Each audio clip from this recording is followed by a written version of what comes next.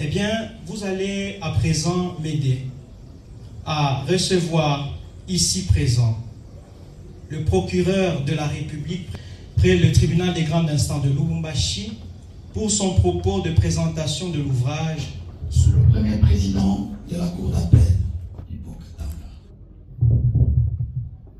Messieurs les hauts magistrats présents dans la salle, Messieurs les officiers du musée public, chers collègues présents dans la salle, distingués invités, en vos grades, titres et qualités respectifs, tout protocole observé. Clore un ouvrage d'une telle envergure impose un regard à la fois rétrospectif et prospectif. Avec ses manuels de gouvernance minière, en droit congolais sous l'empire de la loi numéro 18, barre 001, du 9 mars 2018, modifiant et complétant la loi numéro 007, barre 2022, portant code minier, les chefs des travaux, Gelor Chibangu Moussafiri, ne s'est pas limité à présenter les textes applicables. Il a su en dégager les enjeux économiques, sociaux, environnementaux et institutionnels qui conditionnent l'exploitation des ressources naturelles en République démocratique du Congo. Dans l'analyse critique de cet ouvrage, dont la valeur scientifique est incontestable, j'ai eu l'honneur, il y a quelques jours à peine, d'en rédiger la postface. Aujourd'hui, j'ai la responsabilité exaltante de l'examiner, de le commenter et d'en mettre en lumière la profondeur sous un nouveau jour, à l'occasion même de son vernissage que j'ai ainsi le privilège de conduire. 10 axes majeurs structureront notre réflexion. En premier lieu, c'est la mise en évidence le rôle du droit minier comme levier de souveraineté et de développement, suivi de la présentation de la méthode scientifique et intégrative adoptée par l'auteur. L'exposé se poursuivra par des rapports scientifiques et pratiques de l'ouvrage, puis par des observations critiques ouvrant sur ses limites, ses perspectives. Une attention particulière sera ensuite accordée à la dimension comparative et jurisprudentielle. L'analyse réservera également un espace à l'hommage dû à l'auteur de la préface, ainsi qu'à la maison d'édition. Enfin, l'ouvrage sera présenté comme un manifeste en faveur d'une gouvernance responsable avant de s'achever par une envolée finale qui élargit la portée du manuel au devenir de la nation congolaise et au rayonnement du continent africain. Un droit minier, levier de souveraineté et de développement. L'auteur replace la réforme du code minier de 2018 dans une perspective historique, retraçant son évolution depuis les textes coloniaux jusqu'à nos jours. Il met ainsi en relief les enjeux de souveraineté, de transparence et de recevabilité qui demeurent au cœur des débats contemporains. Tout au long de l'ouvrage, il démontre que le droit minier congolais dépasse la simple technicité juridique. Il apparaît comme un instrument stratégique de développement, un outil de souveraineté et un cadre où s'articule l'équilibre délicat entre l'attractivité des investissements et la protection de l'intérêt général. 2. Une L'originalité de ce travail réside dans la diversité de ses approches. L'auteur ne se limite pas à une analyse technique des textes. Il procède à une lecture historique et constitutionnelle, recourt au droit comparé et à la jurisprudence, intègre les principes de bonne gouvernance, de responsabilité sociétale et de durabilité. Cette pluralité méthodologique enrichit la réflexion et confère à l'ouvrage une profondeur académique et une pertinence pratique remarquable. Loin d'un simple commentaire de la loi, ces manuels constituent une clé de lecture du présent et tracent des perspectives pour l'avenir d'un secteur vital à l'économie congolaise. 3. Apports scientifiques et pratiques. Ces manuels clarifient avec rigueur les innovations introduites par la réforme de 2018, notamment la suppression du régime conventionnel, le renforcement de la participation de l'État, la juridisation de la responsabilité sociétale et des entreprises et le durcissement des conditions d'octroi des titres miniers. Sur le plan pratique, il constitue un outil précieux pour les magistrats, avocats, chercheurs, régulateurs, investisseurs et étudiants. En éclairant les débats actuels, il offre des repères solides pour comprendre, appliquer et critiquer la législation minière. 4. Observation critique.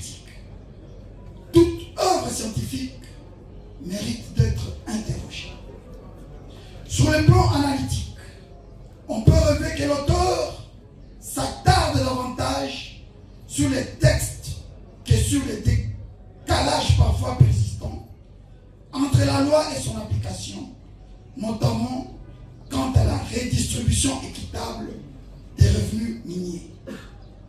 Sur le plan prospectif, si la question de la transparence et de la lutte contre la corruption est abordée, les mécanismes de contrôle parlementaire, judiciaire et citoyen auraient pu être davantage développés. Ces remarques ne diminuent en rien la valeur de l'ouvrage. Elles ouvrent plutôt des pistes fécondes pour des recherches ultérieures. 5. L'apport comparatif et jurisprudentiel. En intégrant des expériences étrangères, Zambie, Afrique du Sud, France, Canada, l'auteur élargit la portée de sa réflexion et démontre la richesse du droit comparé. Il rappelle également le rôle central du juge congolais, garant de la transparence et de l'ordre public économique. Ainsi, la gouvernance minière apparaît indissociable de la justice et de la régulation. 6. Hommage à l'auteur. Il serait incomplet de refermer cette analyse critique sans saluer la personnalité et la rigueur intellectuelle de l'auteur. Doctorant à l'université de Lubumbashi, chef des travaux à la faculté de droit de l'université de Kindu, officier du ministère public et spécialiste reconnu du droit minier, des procédures collectives applicables aux entreprises minières et du droit au développement, les chefs des travaux, Gelor Chibangu Moussafiri, incarne une figure du juriste complet, chercheur exigeant, praticien chevronné et patriote, soucieux de l'avenir de son pays. Son œuvre exprime une conviction profonde. Le savoir doit être mis au service de la justice sociale et du développement national.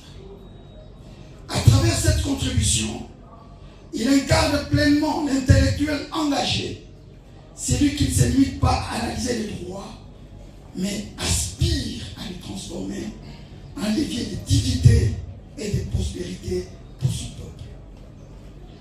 En le célébrant, idéologique. Soutien discret mais décisif. Ainsi que sa famille professionnelle et académique, collègues magistrats, enseignants-chercheurs, étudiants et partenaires qui ont nourri et enrichi sa réflexion. Une pensée reconnaissante s'adresse également aux amis, mentors et collaborateurs divers qui ont accompagné l'émergence de cette œuvre. 7. Hommage à l'auteur de la préface. Il convient de rendre hommage au professeur Pierre Malagano Kalongola Wamalwani, premier président de la Cour d'appel Yokatanga. Par la profondeur de sa préface, il a su souligner la pertinence scientifique et judiciaire, doctrinale, ainsi que l'apport doctrinal de l'ouvrage. Son autorité intellectuelle et judiciaire rehausse la portée de ses travaux et honore la communauté scientifique et judiciaire congolaise. 8. Hommage à la maison d'édition. Il faut également saluer la maison d'édition Lumumba, qui a permis ces manuels de franchir les murs des amphithéâtres et des tribunaux pour atteindre un public plus large. Étudiants, chercheurs, décideurs et opérateurs économiques. Elle participe ainsi à l'essor de la doctrine juridique congolaise et africaine. 9. Un manifeste pour une gouvernance responsable. Au-delà de sa technicité, ces manuels incarnent une ambition éthique. Replacer l'homme et la nation au centre de la gouvernance minière. Il rappelle que l'exploitation des ressources naturelles n'a de sens que si elle contribue réellement au bien-être collectif et à la justice sociale. 10. En volet final. En définitive, ces manuels ne se referment pas. Ils s'ouvrent sur un horizon. Celui d'un Congo qui transforme la richesse de son sol en dignité pour son peuple et qui fait du droit minier un levier de transformation nationale et continentale.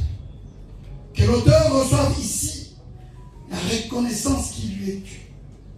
Que le professeur Malagano trouve dans l'éclat de sa préface le juste résonance de son autorité.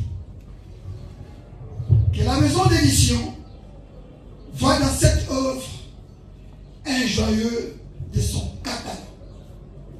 À vous, Gelor Chibam Moussafiri.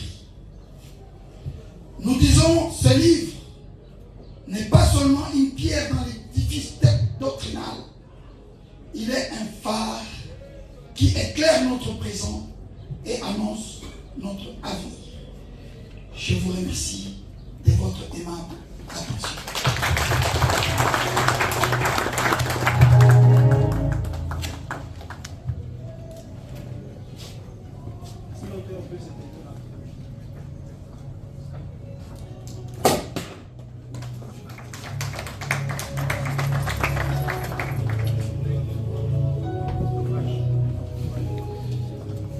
Au nom de la justice, au nom de la science et sous les hauts patronages des autorités judiciaires présentes dans la salle, je déclare officiellement verni l'ouvrage manuel de gouvernance minière en droit congolais, qui demeure une référence doctrinale et un instrument au service de l'état de droit et de la nation congolaise.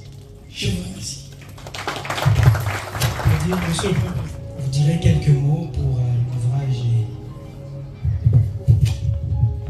J'aimerais dissocier les scientifiques et le judiciaire. Une fois de plus, j'encourage mon assistant, le chef de travaux Trésor, Chibangu Gelor, qui t'ai découvert à l'université de Kindu. Lorsque me demandé, monsieur le professeur, pouvez-vous accepter d'encadrer le jeune assistant qui venait de terminer l'université? J'ai dit gentil. Et en te découvrant, je t'ai dit, écoute, un tronc d'arbre, quels que soient les siècles qui passeront dans l'océan ou dans le fleuve, ne deviendra jamais crocodile.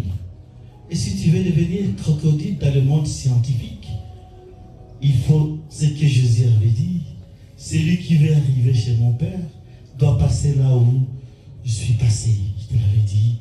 Aller à l'Inilou, c'est là où j'avais laissé ma culotte, et aller aussi y vivre et étudier. Et bonnement, vous êtes venus à peu près 7 assistants sur les travaux.